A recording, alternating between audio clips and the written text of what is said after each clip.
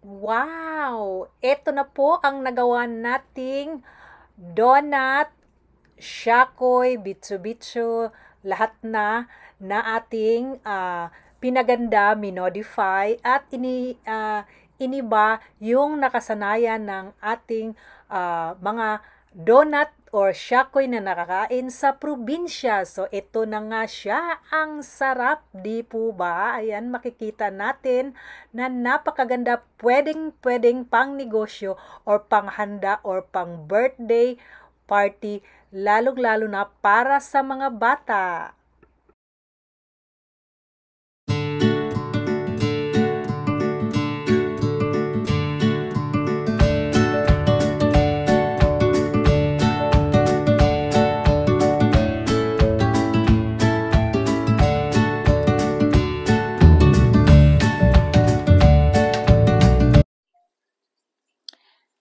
Hello guys! Welcome back to my channel. This is Kakay Sato again.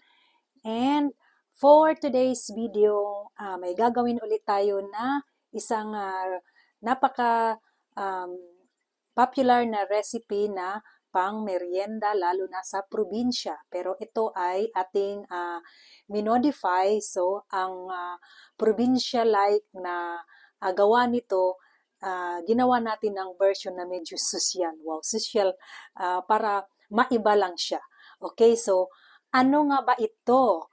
Ito po ay isang tawag sa mga Tagalog ay uh, bitso-bitso. Tapos sa ano naman sa Bisaya tawag ay um, pinisi. Sa Tagalog din pala may na tinatawag din sila ditong pilipit. So, ito ang gagawin natin ngayon. Okay?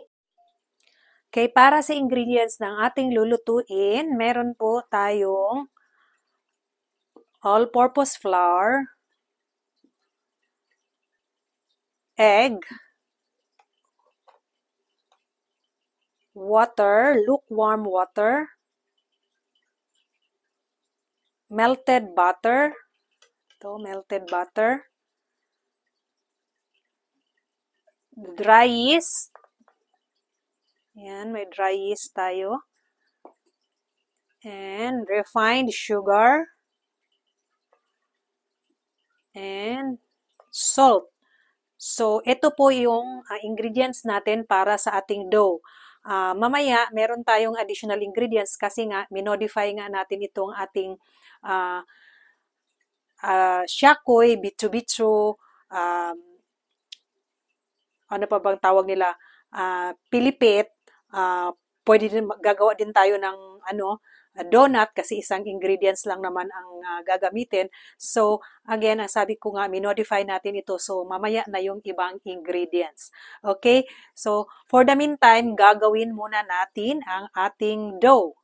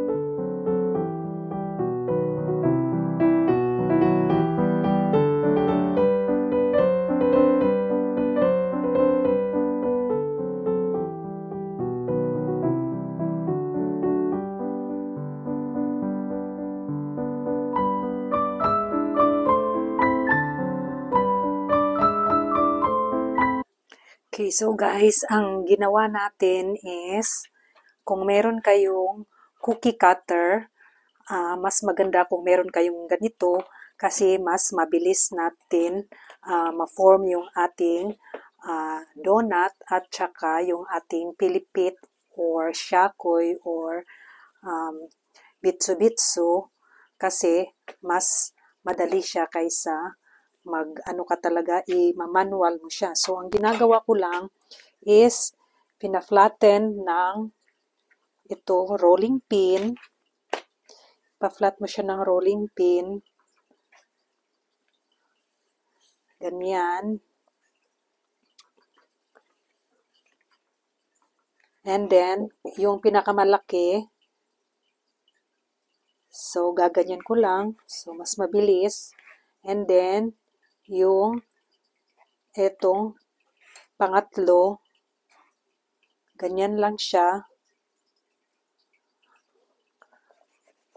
Di ba mabilis? Okay, so, yan. Ito na po siya.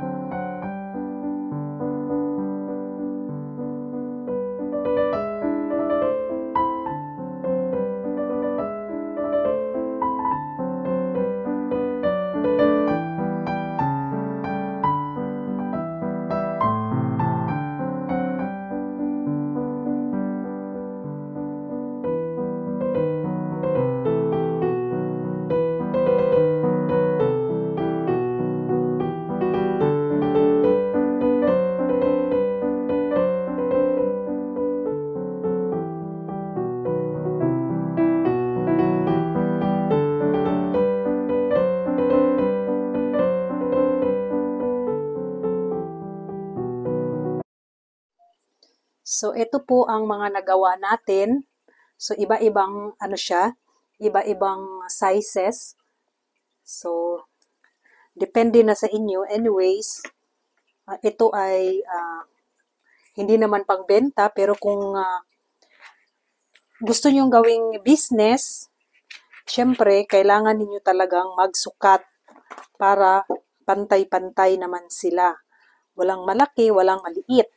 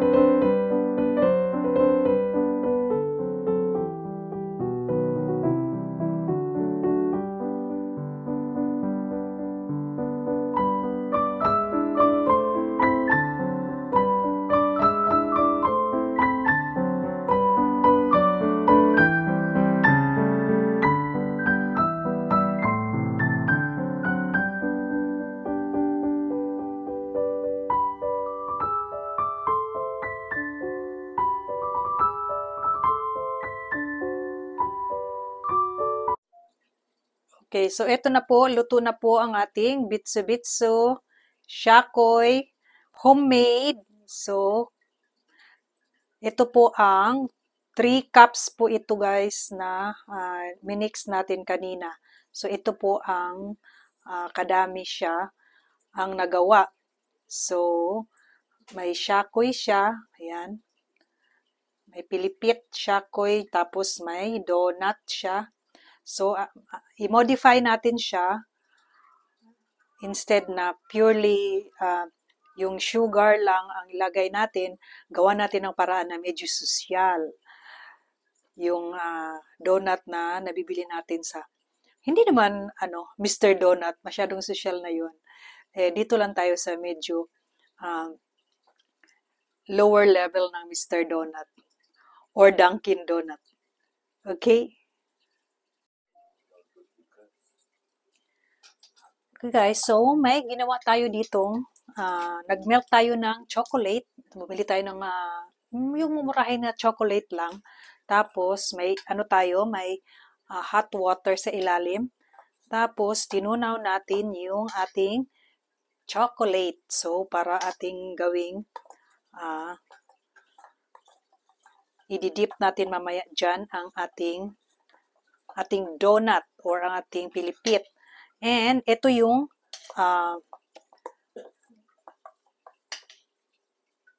chocolate na tapos meron din tayong white na chocolate naman. So, gamitan din natin ng white chocolate.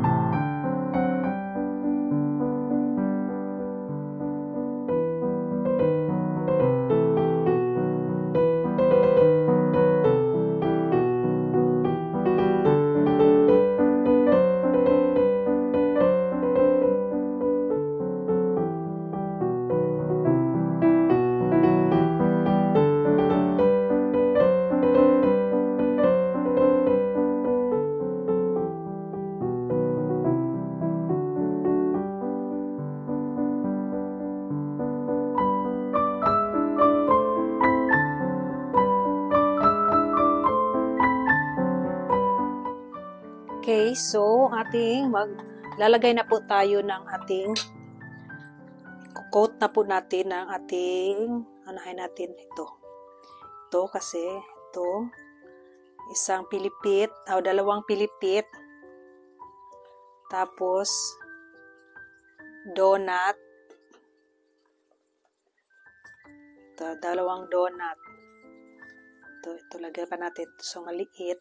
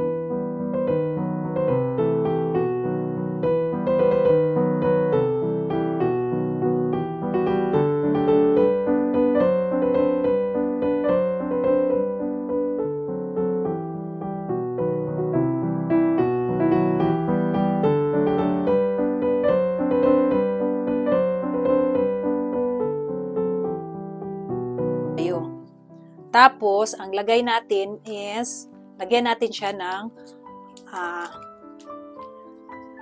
unsalted na almond dice. So,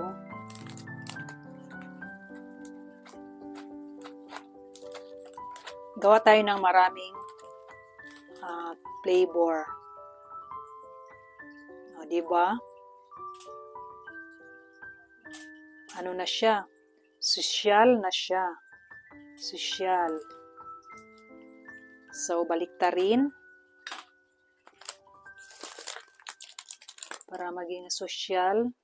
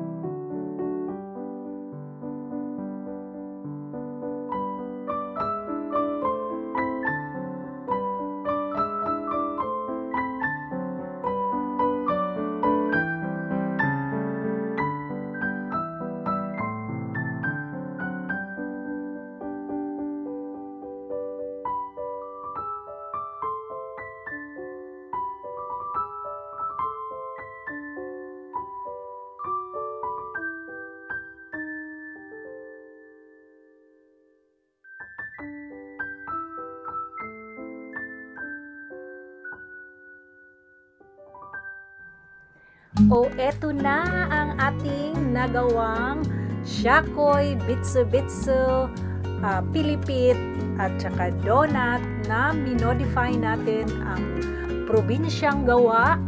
Pwede palang gawing medyo sosyal na makikita natin sa